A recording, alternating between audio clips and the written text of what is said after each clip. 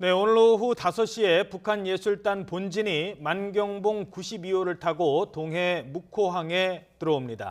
이제 평창 동계올림픽은 사흘 앞으로 다가왔는데요. 미국에서 이방카 백악관 상임 고문이 폐막식에 참석한다는 소식도 들어왔습니다.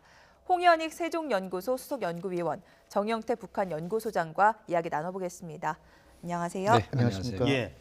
자, 일단 만경봉호와 만경봉 92호는 다르죠. 네. 다른 배인데 만경봉 92호를 타고 들어온답니다. 그 배가 과거에 조총련들이 네. 김일성 생일을 맞아서 선물로 준 배라고요? 네, 그렇죠. 만경봉호가 두 개인데 하나는 70년대 만들어져서 그 낡은 배고 네. 하나는 만경봉 92. 요번에 오는 건 만경봉 92인데요. 조총련에서 돈을 모금해 가지고 그 성금으로 북한에서 제작한 그러니까 신형 만경봉호다 이렇게 보시면 될 것 같고요. 2002년에 이미 부산 앞에 다대포에 정박해서 그 응원단들을 데리고 왔던 그 배입니다. 그래서 저 배가 요즘에는 그 백두산 관광에 좀 이용되고 있었다가 예. 네. 일본에서는 저 배 못 들어오게 철저하게 막아서 못 가죠. 일본은 못 가죠. 근데 우리 경우에는 이제 오이사 조치에 사실상 위배되는데 그러나 우리 정부의 행사를 도와주기 위해서 오는 이만큼 우리의 제재니까 우리가 잠시 이제 제재를 풀어주는 그런 상황으로 올 수 있게 된 제재를 거죠. 왜 받았는지도 한번 짚어보죠. 92년도에 취항해서 만경봉 92호라고 하는 것 네. 같은데 네. 일본은 왜 제재를 했고 우리는 이제 당연히 천안함 사건과 관련해서 일본은 전 세계에서 가장 강력한 대북 제재를 이미 오래전부터 2000년대 중반부터 시행해 왔는데 계속해서 핵실험하고 미사일 쏘고 그러니까 일본에서는 제재하는 게 주로 그 조총련을 연결하는 자금 그러니까 인력. 무역선인 만경봉호를 일단 못 들어오게 하고 네. 아예 못 들어오게 하고 그 다음에 조총련의 북한 송금 이런 걸 이제 제재하는 방식으로 제재를 가해서 지금은 사실상 북한하고 일본과의 교역이 완전히 끊어져 있죠. 90년대만 하더라도 일본과 북한의 교역이 그 북한과 중국의 교역 이상으로 됐었습니다. 예. 그런데 지금 세상이 변해서 북중 교역은 거의 북한의 교역의 90%가 되고 북일 교역은 완전히 없어진 그런 상황이죠. 그러니까 북한이 나름으로 그때 생각하면은 굉장히 경제적으로 일본과의 관계에서 어려움을 겪고 있다. 근데 벌써 10년 전부터 저런 제재를 받고 있기 때문에 이제는 이제 거기에 적응이 돼 있다고 이제 봐야 되겠죠. 네. 예. 우리 오이사 조치에도 위배되고 일본에서도 제재를 받고 있는 배인데 북한이 굳이 이 만경봉 92호를 택한 이유는 뭐라고 볼 수 있을까요? 그거는 뭐 직접적으로 바로 이러한 제재를 뚫고 네. 어떤 새로운 어떤 그런 그 진출을 하기 위한 하나의 대비라고 볼 수가 있겠죠. 이번에도 좀 자세히 보시면은 북한은 나름대로 참 굉장히 그 치밀한 전략으로 나오지 않았느냐 이런 생각이 됩니다. 왜 그러냐면은 예술단이 본래 그 판문점을 통해서 오도록 돼 있다가 그 다음에 또 경의선 이것을 통해서 또 온다고 했다가 이번에 이제 마지막 순간에 며칠 남겨놓지 않고 자기들이 만경봉호를 타고 오겠다. 네. 뭐 이 어떤 의미에서 우리한테 그야말로 좀 홍보를 이래 한 거죠. 바로 이제 통고한 그런 입장이거든요. 그럼 바로 이제 이게 그 우리가 이제 이런 그 행사가 임박해서 자기들이 만경봉 오겠다 이렇게 하니까 우리 뭐 입장에서도 어떻게, 이걸 어떻게 할 수 있는 방법이 사실 없는 거죠. 그렇기 때문에 이런 오이사 조치라든가 우리가 또 우리 단독으로 대북 제재하는 데 있어서 이거 북한의 선박이 우리 그 항구라든가 여기에 정박하는 것을 사실 막고 있는 그런 측면이 사실 있습니다. 자, 그렇기 때문에 이 전반적으로 봤을 때는 북한은 처음에 만약에 만경봉호로 예술단을 보내겠다 이렇게 했으면은 우리 여기에 남한에 있어서의 어떤 그런 그 대북 인식이라든가 이런 여론이 굉장히 안 좋았을 거예요. 여기에 대해서 그러면 오이사 조치에 대한 어떤 물론 뭐 임시로 해제하는 것이 되니까 그럼에도 불구하고 이 제재를 유명무실하게 만들 수 있는 하나의 그 물꼬가 될 수가 있다 하는 이런 부정적인 여론이라든가 이런 것이 굉장히 또 이제 커졌을 가능성은 분명히 있다 볼 수가 있죠. 예. 자, 이런 것을 최소화시키기 위해서 사실 북한은 단계적으로 마지막 단계의 통고 형식으로 이래 하는 거. 이 외에도 다른 것도 또 그런 어떤 치밀한 한밤중에 갑자기. 살라미 전술을 좀 쓰고 예. 있지 않느냐 하는 생각이 잘 듭니다. 네. 그렇죠. 그러니까 우리가 뭐 어떻게 할 수 없게 그냥 막판에 한다든가 맞습니다. 또는 한밤중에 한다든가 지금 그런 그렇죠. 전략을 쓰고 있는 것 같습니다. 만경봉호라는 배가요. 네. 이게 그러니까 묵호항해에는 도착을 하지만 그 배 자체의 어떤 법적 지배력이라든가 이건 다 북한에 있는 것 아니겠습니까? 그렇죠. 마치 뭐 치해법권 지역처럼. 그러니까 예를 들어서 서울의 호텔에 있다든가 강릉의 호텔에 있다든가 그러면 우리 손님이기 때문에 손님 맞이로 뭐 음식도 주고 거기에 뭐 편의시설도 제공하는 거는 큰 문제가 안 됩니다. 우리 땅에 온 사람들 우리가 이렇게 대접을 하는 거니까. 근데 이거는 북측의 영역이 이 묵호항에 딱 와서 있기 때문에 여기다가는 우리가 뭐 음식도 제공을 해야 되고 식재료도 줘야 되고 기름도 줘야 된단 말입니다. 때에 따라서는. 그럼 이거는 북측에다가 주는 게 되는 거예요. 직접. 이렇게 되면은 예를 들어서 미국은 제재를 합니다. 그러니까 예를 들어서 미국산 쇠고기 당연히 북한으로 못 들어가지 않습니까? 근데 우리가 미국산 쇠고기를 만경봉호에다가 실어주면 이거는 이제 미국의 제재 대상을 또 우리가 위배하게 되는 이런 복잡한 문제가 생겨요. 그래서 통일부가 아주 그것도 많이 신경 쓴다고 하더라고요.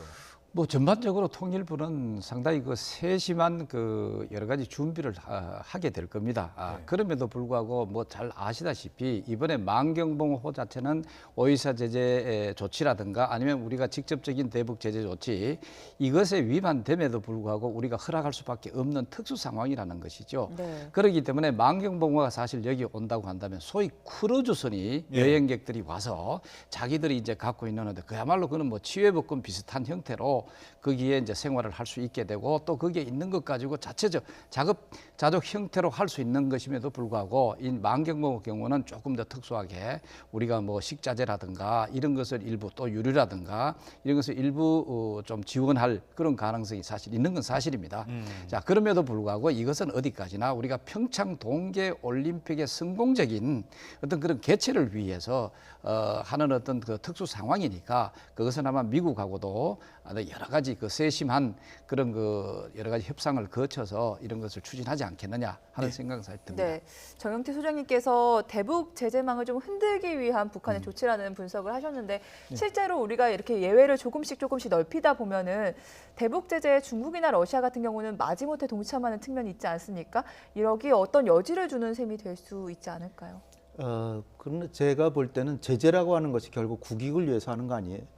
그렇다면은 우리 대한민국에게 이로움을 주게 설사 그것이 북한이더라도 우리에게 흥행에 도움이 되고 네. 우리를 도와주러 오는 그런 상황이기 때문에 더군다나 우리가 다 접대할 준비를 다 해가지고 우리가 엄청난 경비를 쓸 뻔했는데 자기들이 비용을 충당하겠다 그러면 오히려 저는 뭐 다행이다, 고맙다. 좋은 측면도 있다. 이런 제재가 우리를 자승 잡아가는 제재가 된다는 건 어리석은 일이죠. 그러니까 제재 만능주의에 빠질 것이 아니라 이럴 때 잠시 풀어줬다가 우리 활용하고 그다음에 다시 제재를 다시 하면 되는 거니까 제가 볼 때는 이것에 대해서 논란을 벌이기보다는 오히려 그들이 어떻게 보면 맨날 우리한테 손만 벌리다가 자기네들이 숙식을 하겠다. 물론 그들이 아마 생각했을 때는 처음에는 판문점으로 오겠다 그랬고 그러다 경의선 도로로 온다 그랬다가 두 번이나 번복을 했기 때문에 사실 왜 우리가 뭐 끌려가는 거 아닌가 이런 생각을 할 수도 있지만 그렇지만 저게 우리의 부담을 더 증가시키는 게 아니라 오히려 인원들의 관리나 신변 안전 이런 거 다 보장이 되고 그다음에 경비도 자기네들이 대부분 쓰는 것이기 때문에 저는 오히려 잘 된 것이다. 오히려 저는 그렇게 보는 거죠. 그 대신에 북한이 이를테면 뭐 예술단 와가지고 공연하고 우리가 강릉의 아트센터에서 구경도 하고 또 서울의 해오름 극장에서 구경도 하지만 박수 쳐줄 땐 추고 그러나 그 뒤에는 엄청난 핵과 미사일 개발하고 있고 우리의 안보를 언제까지나 위협하는 존재다라는 걸 정신 똑바로 차리고만 있으면 되는 것이지 거기에 홀려서 정신을 잃는다. 그러면 잘못되지만 우리는 그만큼 우리가 경제력으로 40배나 앞서고 이런 상황이기 때문에 어떻게 보면 그 대신에 얻는 것은 평화와 흥행의 성공 그리고 앞으로 북미 간에 어떤 일이 벌어질지 모르는데 일단 남북 간에 이렇게 물꼬를 터놓고 있다고 하는 것이 한반도의 미래의 안보 상황에 엄청난 도움이 되는 지금 상황이 벌어지고 있다는 것을 우리가 그걸 자산으로 활용할 수 있는 능력만 갖추고 있으면 문제될 거 없다. 참 거기에 대해서 제가 좀 추가로 얘기 드리고 싶은 것은 이것은 당시 아주 쉽게 감성적인 그런 문제라기보다는 하나의 법적인 문제입니다. 그렇기 때문에 제재 조치라고 하는 것은 우리만 관계되는 것이 아니라 북한의 핵미사일 때문에 유엔 안보리의 어떤 대북 제재 조치라든가 이런 것이 지금 이행되고 있는 상황이죠. 그래서 사실은 우리가 이것을 이제 아주 그 제한적으로 예외적으로 하고 있기는 하나 이것이 또 여타의 국가에 있어서 어떤 여러 가지 그 제재 조치하는데 이행하는데 좀 부정적인 영향을 최소화하는데도 나름대로 세심한 어떤 우리 그 여러 가지 준비가 사실 필요하지 않느냐 뭐 이런 측면에서 우리가 우려하는 것이지 사실은 뭐 북한이 그렇죠. 자기들의 네. 어떤 그 준비해가 와서 그래 하겠다는 오히려 더 좋은 것이죠. 그러나 이제 이 여러 가지 절차로 봤을 때는 북한은 아주 그 치밀하게 이러한 것을 그 모면하기 위한 이런 전술도 분명히 있었다고 하는 것을 우리가 알 필요는 사실 있다는 그렇죠. 것이죠. 치밀하다는 건 좀 느껴지는 게요. 예를 들어서 뭐 북한이 다음에 이제 미사일을 쐈을 때 또 제재할 때 중국의 적극적인 동참을 요구를 하려면 네. 이제 우리도 뭐 다 하고 했다는 걸 다 보여줘야 되는데 그런 측면이 있고 러시아 월드컵 때 러시아는 그러면 뭐 북한의 그때 올림픽 행사 때문에 뭐 예외 조치 주고 베이징 동계올림픽 할 때 또 예외 조치 두고 뭐 그럴 수는 없는 것 아니냐는 얘기도 있습니다. 네, 네. 그런데 말씀하신 것처럼 북한의 의도인데요. 그것만 하나 더 조금만 더 짚어보도록 하죠. 굳이 예를 들어서 강릉에만 있거나 평창에만 있는 선수단이라면 와서 배 타고 와서 관리하기도 쉽고 가기도 편하죠. 이 배로 와서 이쪽으로만 가니까. 근데 여기는 일단 강릉에 있다가 또 서울에 와서 또 공연 또 하고 또 다시 짐 싸서 다시 그 강릉까지 가서 배 타고 가야 되는 굳이 복잡한 경로를 택했다는 거는 경호 차원만은 아니다라는 생각은 시간도 더 들거든요. 걸리고요. 그렇- 네. 지금 아직 확실하게 나타나진 않았지만 서울에서 공연할 때는 아마 배가 이미 올라가고 경의선으로 갈 수도 있고 네, 아직 뭐 호텔로. 결정은 안 된 걸로 네. 알고 있습니다. 네. 근데 어떻게 할지 모르지만 제가 볼 때는 지금 우리가 한반도의 미래를 구상할 때 결국은 저는 제일 두려운 상황이 북한이 핵을 완전히 보유하고 있는데 아무도 그걸 뭐 제재하지 않는 상황도 두렵고 또 하나는 미국이 북한의 핵 개발을 더 이상 묵과할 수 없다고 해서 선제 공격을 해서 북한은 보복으로 남한에다가 보복을 해온다든지 이런 거는 오히려 더 두려운 상황이고요. 그렇죠. 그런 어마어마한 안보 위기 상황이 지금 쫙 우리를 기다리고 있기 때문에 이런 상황에서 남북 간의 채널이라도 만들고 어떻게 보면 미국이 북한을 선제 공격하겠다 할 때 이렇게 남북 간에 지금 잘 되고 있는데 무슨 공격이냐 할 근거가 있어야 되잖아요. 근데 지금 계속해서 남북 간에 정면 대결하고 아무런 대화 채널도 없고 정면 대결 국면이면 미국이 북한을 공격하려고 그랬다가 남북 간에 충돌이 발생할 수도 있고요. 그건 결국은 지금 벌어지는 상황이 약간의 우려는 가져올 수 있다고 할지라도 이를테면 그 북한의 매력 외교에 우리가 혹시나 좀 해이해진다면은 그건 경계해야 되지만 지금 이 정도로 평창 올림픽이라는 걸 성공적으로 일단 개최하고 평화 분위기를 조성하고 하는 것은 미국에게도 군사적인 옵션보다는 대화할 수 있는 여건을 만드는 환경이 되고요. 예. 이거는 다른 나라들도 아마 우리를 측면 지원해서 결국은 북미 간의 타협으로 가는데 결국은 도움이 될 것이다. 이것이 이득이 워낙 크기 때문에 우려하는 것보다는 이 이득이 저는 훨씬 크다. 저는 그렇게 보고 있습니다. 네. 또 하나 짚어볼 문제가 북한이 평창 올림픽 관련해서 주요 사안을 우리한테 통보할 때마다 한밤중에 통보를 해오고 또 일방적인 통보를 택해왔습니다. 이건 특별한 이유가 있는 걸까요? 저는 제일 먼저 생각나는 것이 이것은 미국을 의식한 그 행위다 이렇게 사실 시차를 볼 수도 고려해서, 있습니다. 네. 시차를 고려하면은 한 10시에서 11시 정도 되면 미국은 한 8시에서 한 9시 아침 8시 9시 되는데 네. 이 경우에는 이제 거의 이제 업무를 시작하는 그런 그 시간이라고 볼 수도 있죠. 그러면 왜 미국을 의식하느냐 하는 것은 바로 우리가 남북 간에 미국이 너희들이 아무리 압박과 제재라든가 이런 것을 한다손 치더라도 우리 남북 간 관계 개선을 자기들이 주도해 나가면서 이것을 행하고 있노라 하는 것을 보냄으로써 앞으로는 우리가 너희들을 그렇게 의식하지 않고 우리는 우리 민족끼리 문제를 해결해 나갈 수도 있다고 하는 것도 그런 메시지도 있지 않느냐. 그럼 그것이 이제 한두 번이 아니라 지속적으로 그게 반복된다는 것이죠. 사실 이번은 북한이 이 평창 동계 올림픽에 참가하는 예술단이다 아니면 또 우리도 스포츠 대표단이다 뭐 이런 것 등등 보면 사실 스포츠 대표단만 국한되는 것이 아니라 예술단이라는 것을 또 아주 예외적으로 이것을 또 적용을 하고 있다는 것이죠. 이런 것들 다 보면은 전체적으로 우리 민족끼리 평화적인 어떤 그런 정착시켜 나갈 수 있겠다 하고 하는 것을 함으로써 이 한미 간에 나름대로 좀 그 틈을 벌리려고 하는 어떤 아주 작은 행위가 아니냐 이렇게 볼 수도 있습니다. 예. 자, 그런데 이걸 바라보는 미국의 시각은 많이 다른 것 같습니다. 이번 평창 올림픽을 통해서 전달하려는 그 미국과 북한의 결이 상당히 다른 것 같습니다. 이제 미국 얘기해 보도록 하죠. 마이크 펜스 부통령이 오는데 오토 원비어를 개막식에 초청을 합니다. 원비어 부모죠. 예. 네. 그것 자체가 어떤 의미일까요? 미국은 지금 이를테면 미국의 입장에서 한번 생각해 보면요. 김정은이 신년사에서 했던 얘기가 크게 두 가지죠. 하나는 평창올림픽 이게 민족의 경사니까 축하해 주러 가겠다, 참여하겠다 이런 거 하고, 또 하나는 내 책상 위에 핵 버튼이 놓여 있다. 그리고 더 중요한 메시지는 핵탄두와 미사일을 대량 생산해서 조속히 실전 배치하겠다. 이건 미국한테는 협박을 한 거잖아요. 협박을 하고 한국한테는 대화하자는 거잖아요. 그럼 미국의 입장에서 어떻게 뭐라고 느낄까요? 이거 정말 미친 정권 아니냐 이렇게 생각하겠죠. 이거 정말 손을 봐야 되겠다.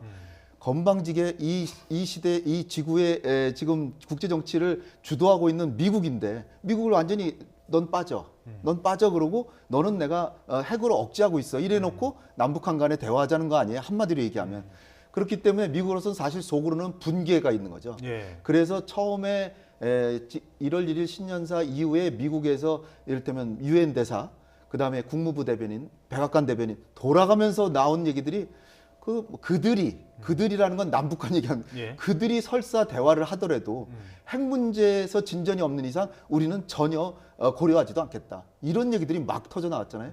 그러다가 가만히 미국도 생각을 해보니까 이게 우리의 동맹국인 한국에서 평창 올림픽이라고 하는 행사를 하는데 마치 우리가 거기에 투정 부리는 듯한 모습이니 이것을 정치적으로 재해석해서 우리 대통령께 전화를 트럼프가 해가지고 평창 올림픽은 성공하길 바란다. 그동안에는 군사훈련도 안 하겠다. 그러나 북핵 문제가 진전되지 않는 이상 남북 간의 화해협력 이거는 명확히 관계가 있고 한미연합훈련 바로 평창올림픽이 지나면 다시 재개할 것이고 그 다음에 엄청난 압박을 가하겠다. 그러면서 이제 국정연설하면서는 인권 문제를 내세우고 그 다음에 이미 작년 11월 달에 테러 지원국으로 다시 재지정해놨죠. 예. 그러니까 도덕적으로도 나쁜 나라고 핵을 개발하고 미국을 직접적으로 아주 조속한 빠른 시일 내에 미국을 위협하니까 가만둘 수 없다. 이것이 깔려 있는 겁니다. 깔려서 지금 펜스가 오기 때문에 인권 문제를 다시 부각시키고 천안함도 가서 보고 그럴 참인 거죠. 거기에다가 게다가 하나만 더 원포인트로 질문드리죠. 게다가 열병식까지 한다니까. 그렇죠. 그게 이제 더 불을 지른 것 같아요. 그래서 이제 미국이 이 북한에 대해서 이 접근이 말이죠. 그 크게 두 가지로 나눌 수가 있습니다. 하나는 군사적 옵션과 같은 이런 어떤 그 물리적 그 제재 수단이 하나 있고, 그리고 또 북한이 지속적으로 인권을 침해하고 훼손하고 이것을 아주 심화시키는 그런 그 정권이기 때문에 이러한 정권은 그대로 둬서는 안 된다. 뭔가 바꿔야 된다. 하는 그런 차원에서 인권이라는 수단을 강하게 지금 활용하지 않겠느냐 이런 생각이 되죠. 그렇기 때문에 이제 전반적으로 이번에 그 원비어 부모를 모신 이유도 그런 인권에 대해서 상당히 그 압박을 가하겠다고 하는 상징적인 표현이라고 볼 수가 있겠죠. 열병식 얘기는 이따 잠시 다시 그렇죠. 질문드리도록 하겠습니다. 네. 원비어 같은 경우는 북한 인권 탄압의 상징이지 않습니까? 그렇죠. 그 원비어 부모가 같이 오는 게 실제 북한의 압박이 좀 될까요? 그거는 북한에 대한 직접적인 압박이라는 것도 될 수 있고 이거는 세계에 대고 압박하는 것이라고 볼 수가 있죠. 사실 인권이라는 건 인류 보편적인 원칙입니다. 이 원칙 자체가 북한에서 김정은 정권이라고 하는 것이 지금 자행을 하고 있으니까 여기에 대해서 이러한 정권은 지속적으로 그대로 놔둬서는 안 된다. 뭔가 이 변화를 줘야 된다 하는 것은 어떤 의미에서 이번 평창 동계올림픽이라는 거 이건 세계 제전이지 않습니까? 이 스포츠 제전이니까 세계에다 대고 북한의 인권의 그런 그 실질적인 문제 이런 것을 부각시키는 계기로 이걸 삼지 않느냐 이래 볼 수가 있겠죠. 예. 그래서 우리가 이 북한과 미국의 사실은 우리의 의도는 평창 동계올림픽을 통해서 뭐 직접적인 대화는 아니더라도 대화 비슷하게라도 좀 하고 뭐 둘이 한번 좀 잘 지내보셔라고도 아니고 아까 전 시간에 어느 전문가가 지적한 것처럼 중재도 아니고 중개만 좀 해줘서 둘이 만나기라도 좀 하려고 하는데 과연 그게 가능할까 지금 분위기로서는 어떻게 생각하십니까? 그것이 가능하려면 적어도 두 가지 중에 하나는 해야 될 것 같습니다. 열병식 행사를 하는 건 막기는 어려울 것 같고요. 네. 그 대신에 규모를 축소한다거나 미국이 보기에 그래도 올림픽을 생각해서 조금 성의를 보이는구나 할 정도로 대륙간 탄도탄이나 이런 거는 공개하지 않고 그렇게 하는 것을 어떻게든지 우리가 물 밑에서 북한이 스스로 그렇게 규모를 줄이도록 하거나 아니면 핵과 미사일에 있어서 동결 가능성 이런 것을 북한이 외무성이나 이런 데서 뭐 발표를 한다든지 아니면은 이 북한이 조건부라도 핵과 미사일을 조건이 맞는다면 포기할 수도 있다라는 정도는 얘기를 해줘야 됩니다. 그렇지 그 이 세 가지의 상황 중에 어느 하나도 일어나지 않는다면 펜스 부통령은 철저하게 김영남을 피해 다닐 테고 네. 그리고 아마 만나도 그렇게 따뜻한 미소를 보내지는 않을 것이라고 이제 생각이 되기 때문에 예. 이 두 지도자 간에 무슨 한밤중에 무슨 한 20분 정도의 대화 이런 거는 쉽지 않아 보입니다. 일단은 쉽지 않아 보이는데 결국은 우리 정부가 그냥 중계만이 아니라 예. 네. 북한이나 미국이 성의를 보이게끔 해야 된다. 미국이 할 수 있는 거는 다른 거 아닙니다.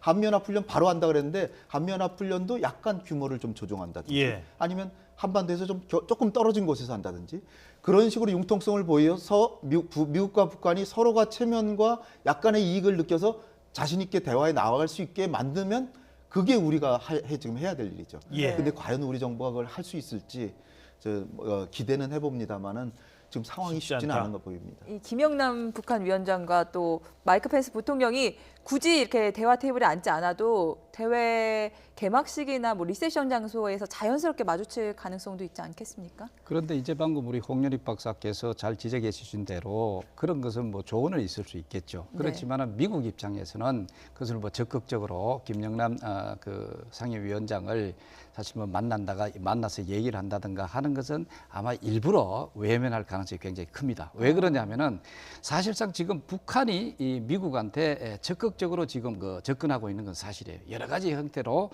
물밑 접촉을 하고 있으나 사실 미국은 이것을 안 들어주는 것이죠. 네. 그 안 들어주는 이유가 있죠. 왜냐하면 미국 입장에서는 대화는 좋다. 그러나 대화를 위한 대화는 아무 필요가 없다. 오히려 대화를 위한 대화를 하다가 보니까 북한은 북한대로 핵은 핵대로 개발을 하고 오히려 그 개발하는 우호적인 상황만 만들어줘 버렸다. 그렇기 때문에 앞으로는 더 이상 속지 않겠다. 그래서 소위 전략적인 애는 더 이상 이제 끝났다 하는 게 바로 그런 것이거든요. 지금 상황에 있어서 북한이 이번에 장거리 28 건군절이라 해가지고 새로 바꿔가면서 대대적인 또 이런 퍼레이드를 사실 하고 또 이외에도 이미 북한은 뭐 화성 15형이라 해가지고 자기들은 핵무력을 완성했다. 그리고 뭐 책상 위에는 뭐 핵 버튼이 있는지 없는지 모르겠으나 하여튼 그런 식으로 뭔가 얘기하는 그런 과정에서 아직까지는 북한은 비핵화를 위한 소위 핵을 포기하는 것을 전제한 그런 진정 어린 대화 준비가 안 돼 있다고 판단하고 있었죠. 그죠? 그렇기 때문에 비록 좀 만난다 손 치더라도 이번에는 아마 애서 외면하는 오히려 그러면서 이 김정은 정권의 여러 가지 인권 문제라든가 이런 것을 부각시키는 그런 계기로 삼지 않겠느냐 하는 생각을 해볼 수가 있습니다. 그래서 중요한 게 이제 2월 8일 열병식 퍼레이드를 할 거냐 말 거냐 한다면 어느 정도 규모로 할 것이냐는데 홍 박사님께서 어제도 계속 이제 지적을 해주셨으니까요. 일단 그 박사님 정 박사님 어떻게 보십니까? 예를 들어서 열병식에 ICBM급 미사일을 공개를 할까요? 어떻게 보십니까? 사실은 북한이 이번에 28 소위 이제 건군절을 바꾼 이유도 김정은 정권이 명실상부하게 사실은 정상 국가로서의 강대한 어떤 무력을 가졌다. 이런 것을 시위하는 하나의 계기로 만들려고 할 거예요. 자, 거기에 있어 가지고 북한이 가장 자랑하는 작년에 11월 말에 자기들이 화성 15형을 뭐 성공적으로 자기들은 했다고 하잖아요. 그 이후에 핵무력 완성이라고 했습니다. 그럼 이 핵무력 완성 말로만 해서는 안 되지 않습니까?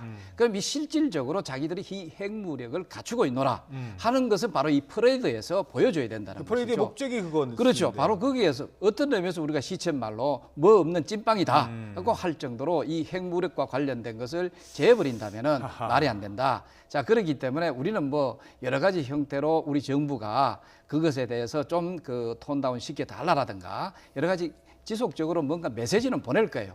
그렇지만 결과론적으로 북한이 이 28 기념식 자체는 핵무력 완성 자체를 어떤 면에서 시위하는 하나의 물리적인 그런 그 시기로 판단하고 있다. 이래 봐야 되겠죠. 홍 박사님은 어떻게 보십니까?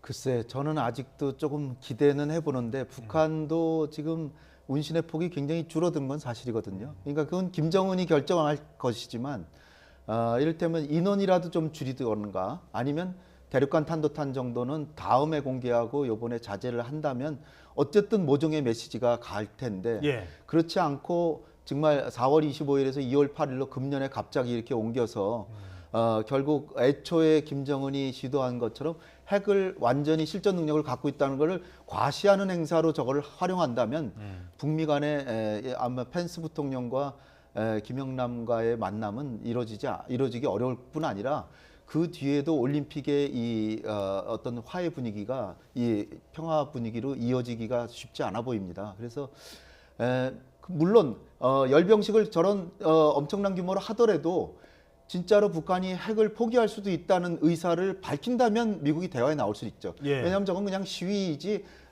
미사일을 쏘거나 그런 군사력을 실제로 그냥 군사적 행동은 아니죠. 과시만 그 하는 거지 자체는. 그 화력을 직접 발사하거나 그런 건 아니기 예. 때문에 더 중요한 것은 북핵 문제에 있어서 포기할 수 있다는 의사를 밝혀주는 거. 그러면은 뭐 열병식은 김정은 뜻대로 하더라도 4월 달에 대화가 될 수도 있는 가능성은 아직은 있다. 이렇게 네.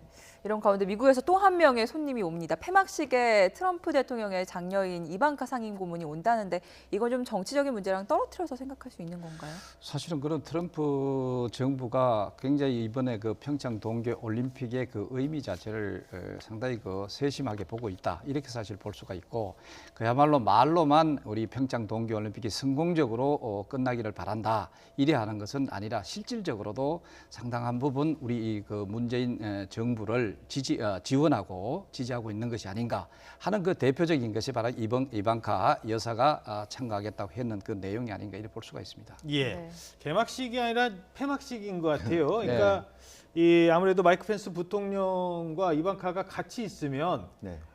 국내 언론의 관심은 아무래도 이방카 쪽에 또 갈 네. 수도 있고 해서 폐막식을 택한 것 같아요. 그가 좋은 해석이신 것 같고요. 일단 그 트럼프 대통령하고 미국 올림픽 조직위원회에서 이방카가 좀 와줬으면 좋겠다라는 의사 표시를 했다라고 하고요. 그 다음에 이제 폐막식은 사실 시진핑 주석이 올 수도 있습니다. 다음 개최지니까요. 왜냐하면 다음에 동계올림픽을 4년 뒤에 베이징에서 하기 때문에 시진핑 주석이 지금 깜짝 카드지만 올 가능성도 있죠. 일테면 아베 총리가 이 지난번 올림픽 하계 올림픽 할 때 깜짝 폐막식에 아주 찬란하게 나타나가지고 네. 아주 뭐 기상천외한 방법으로 나타났죠 그 당시에. 그래가지고 굉장히 인기를 끌었는데. 이번에도 시진핑 주석이 지금은 안 올 것처럼 이렇게 얘기를 하시지만 네. 혹시 시진핑 주석이 올지도 모르고 그러면은 시진핑 주석과 이방카가 뜨거운 스포트라이트를 받지 않을까 이렇게 생각이 듭니다. 예, 알겠습니다. 그 사실 그동안 몇 차례 우리 정부가 이방카 고문의 그 참석을 동료를 계속 부탁을 했었죠. 초대를 했었는데 그동안 사실 안 오는 것 아니냐라는 얘기까지 갔었던 것 같습니다. 근데 오기로 했습니다. 네. 북한 내부 사정 잠시 들여다보도록 하겠습니다. 어제 국회 정보위 전체 회의가 열렸는데요. 이 자리에서 국정원이 이런 얘기를 했습니다. 황병서가 해임됐다. 북한 총정치국장이 해임됐다. 그러면서 사상교육을 받고 있다. 이런 얘기를 했어요. 물론 북한의 그 계급 체계나 어떤 서열이라는 게 어느 날 뭐 당 2, 3위까지 갔다가 또 저기 가서 교육받다가 다시 오기도 하고 뭐 그렇긴 합니다만 이번의 교체는 어떤 의미라고 보십니까?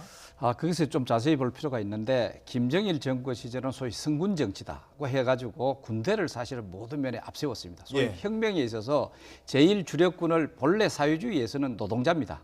그러나 이제 성군 정치하에서는 군대를 제일 주력군으로 만들어 가지고 앞장 세웠습니다. 자, 그렇게 하다 보니까 군대가 지나치게 정치적인 어떤 그런 형태에서 개입을 하기 시작을 하죠. 그만큼 영향력이 확대되면은 우리 불보듯 뻔하게 되지 않습니까? 그게 쿠데타라고 하는 어떤 그런 위험성이 사실 있다는 거죠. 그렇기 때문에 김정은 정권 들어와가 서서히 어떻게 되느냐. 이제는 군은 그런 형태의 정치적 개입이라든가 이런 것을 최소화시키고 어허. 오히려 이제 당을 중심으로 해가지고 이제 네. 모든 사회를 군뿐만 아니고 국가기관도 마찬가지고 모든 조직을 이제 통제해 나가겠다 하는 그런 것이고 그래서 이번에 총정치국이 항상 앞장섰었는데 잘 보시면은 김정은이 본래 2012년부터 시작해가지고 어디 현지 지도할 때 항상 황병서가 따라다녔습니다. 그렇죠. 그만큼 군의 정치적인 그런 그 조직이 중요했던 것이죠. 그러나 이제는 어느 정도 안정화돼 가고 있으니까 군의 정치적인 이런 영향력을 최소화시키는 차원에 있어서 당 조직 지도부가 적극적으로 개입을 해가지고 여러 가지 이제 검열을 하고 하나의 어떤 나름대로의 그 다시 재조직하고 안정화시켜 나가는 그런 작업이라고 볼 수가 있죠. 네. 예. 황병서도 그런 차원에서 이번에 뭐 앞으로 뭐 완전히 처형됐다 가지고는 아직 얘기가 그렇죠. 안 나오니까 네. 또 다시 컴백을 할지 모르겠으나 그러나 전반적으로 군의 정치적인 어떤 조직 이쪽에서는 상당히 지금 검열 대상에 들어가 있고 소위 안정화 작업에 들어갔다 이렇게 보시면 큰 틀림이 없을 것 같습니다. 네, 후임으로는 김정각이 내정됐는데 어떤 인물인지도 참 궁금합니다. 이 김정일 사망 때 연구차를 그렇죠. 끌었던 인물 중 한 명이라고요. 운구차 8인 중에 한 사람이고요. 김정각은 본래 그 총정치국의 제1부국장으로서 국장이 없을 때 제1부국장을 하고 있었기 때문에 본래는 이 사람이 총정치국장이 되는 거 아닌가 이렇게 생각을 했었는데 그 다음에 이제 인민무력부로 옮겨가지고 인민무력부 지금 그 군인으로는 차수고요. 네. 인민무력부 제1부부장 하다가 요번에 한때는 이제 뭐 실각했다라고도 알려졌다가 다시 요번에 자기 친정이라고 할 수 있는 총정치국의 총정치국장으로 다시 이제 임명이 된 거죠. 그래서 김정각도 실각되고 한때 우리 언론에 보면은 뭐 운구차 8인방 다 사라지고 저 거의 없다 뭐 이렇게 했었는데 김정은이의 이 통치술을 보면은 완전히 숙청한 것처럼 보이다가도 갑자기 또 이렇게 그렇죠. 다시 또 복귀를 기용하는 시켜주고. 저런 모습을 또 볼 수가 있습니다. 그래서 김정은의 권력 구조가 아주 불안정하다 이렇게 인사이동이 잦으니까 그렇게 평가할 수도 있겠지만 결국은 다시 교육시켜가지고 다시 또 쓰고 하기 때문에 나름대로는 어떤 그 용인술, 그러니까 인사에 있어서 자기 나름의 원칙을 가지고 이렇게 하는 것이 아닌가. 그래서 어떻게 보면 북한의 권력 구조는 어느 정도는 안정돼 있는 것이 아닌가 이런 생각을 저는 해봅니다. 예. 참 북한의 권력 구조라는 게 뭐 어느 날은 황병서가 2인자다, 어느 날은 뭐 최룡해가 2인자다, 서로 뭐 경쟁 관계다 이런 얘기 나오는데, 근데 요번에 또 그 김영남 상임위원장은 참 그런 정권 내에서도 2인자로서 물론 뭐 핵무기에도 관여를 못한 허울뿐이긴 합니다만 대외적으로는 어찌됐든 국가 수반 아니겠습니까? 오래 유지를 한다. 간단하게 해석 그 부분 부탁드리겠습니다. 사실은 제가 지난번 2007년에 예. 한번 직접적으로 만나 본 적이 있습니다. 예. 그래서 그거는 어디까지나 저 최고인민회의 상임위원장이라고 한다면은 그야말로 쉽게 우리가 얘기를 하면은 얼굴 마담입니다. 예. 뭐 철저하게 얼굴 마담이라 해도 큰 틀림이 사실 없죠. 그렇기 때문에 정치적인 어떤 그런 권력적인 차원에서 전혀 개입을 하지 않고 오직 스테레오타입으로 했던 말을 계속 지속적으로 소위 그 홍보를 한다든가 이런 어떤 그런 인물로서 일관해 왔기 때문에 이것은 정치적인 영향이 그렇게 그런 그 바람이 그렇게 안 탄다라고 볼 수가 있고 또 여러 가지 처세술 자체가 그런 어떤 권력적인 차원에서는 전혀 개입을 하지 않고 이런 자기의 어떤 본분이랄까 특히 그 외교부 출신이니까 거기에 굉장히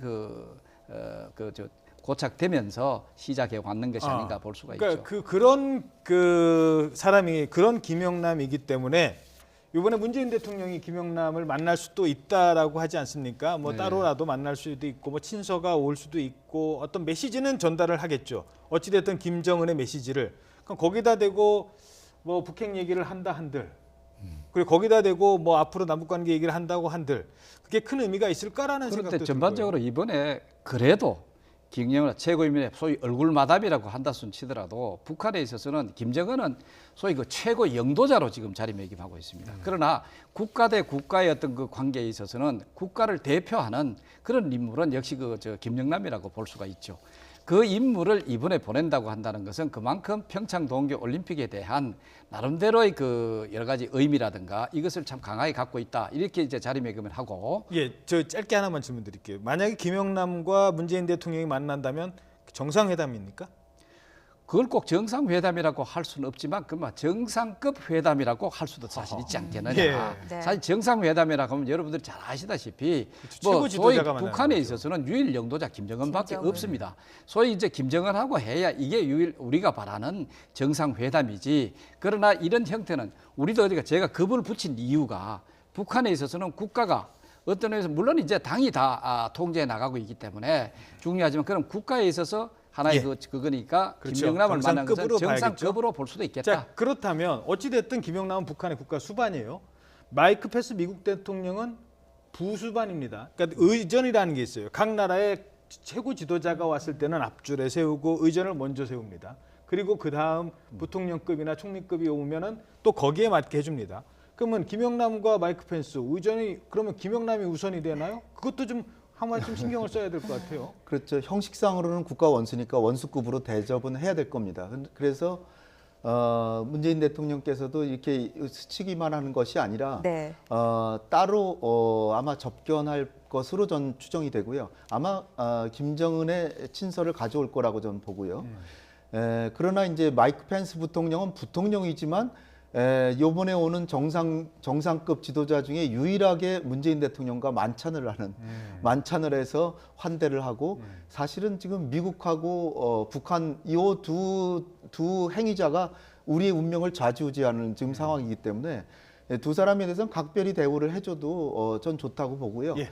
문제는 이제 김영남과 펜스 간의 만남이 이루어질 것이냐 이건데 설사 이루어지지 않더라고 하더라도 이번에 예술단 공연이나 여러 가지 북한의 행태로 봐서 정상국가라는 걸 보여줘서 미국이 이런 그동안에 일단 도발은 안 하는 거잖아요. 도발을 한 6, 70일 안 하고 그다음에 뭐 하는 거 보니까 같은 민족이라고 한국의 행사 축하도 해주는 거 보니까 대화 한번 하자 이렇게 나온다면 더 할 나위가 없겠지만 예. 그러기 위해서는 우리 정부가 외교적인 노력을 물밑에서 또 계속 해야 되지 않을까 보입니다. 네. 자, 지금부터는 또 올림픽 남북 단일팀 얘기를 좀 해보겠습니다. 여자 아이스하키 팀이 유니폼이 논란이 되고 있습니다. 지난 4일에 스웨덴과 평가전을 치른 뒤에 이게 좀 인공기를 본딴 게 아닌가 하는 얘기도 있거든요. 저희가 그래픽을 준비했는데 잠시 보겠습니다. 파란색과 이제 빨간색이 줄을 이루고 있고 흰색 선이 있다는 게 그 인공기를 본딴 게 아니냐라는 논란도 있는데요. 보시기에 좀 인공기랑 비슷해 보이시나요? 어떻습니까? 사실 원색을 쓰는 것은 네네. 이거는 뭐 다 포함이 되는 거예요. 그러면은 어느 쪽으로 보면은 그쪽이다. 이래 얘기할 수 있고 또 다른 쪽에서 보면 그래요. 예를 들어서 프랑스 국기를 보세요.